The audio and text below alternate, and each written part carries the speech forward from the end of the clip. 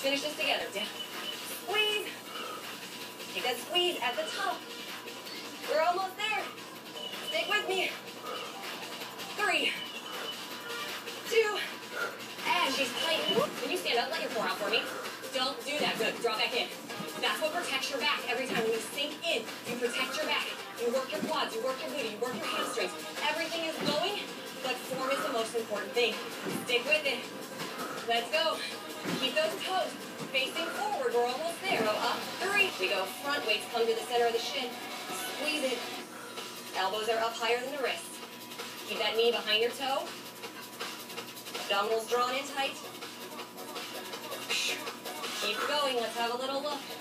Nice, guys. Good. So, Kita, that's beautiful. Do it again for me. As you go forward, good. It's just a small bend in the knee. Squeeze in the hamstring. Squeeze in the glute. Good. Do it again. Watch this. Now watch. Engage that core. Draw those weights up. Curl. Good. Squeeze. Lift.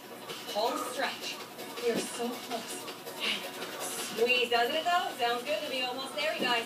Dirty 30 extreme. Just shredding out the body. Yes. 21 days from now, you will thank me.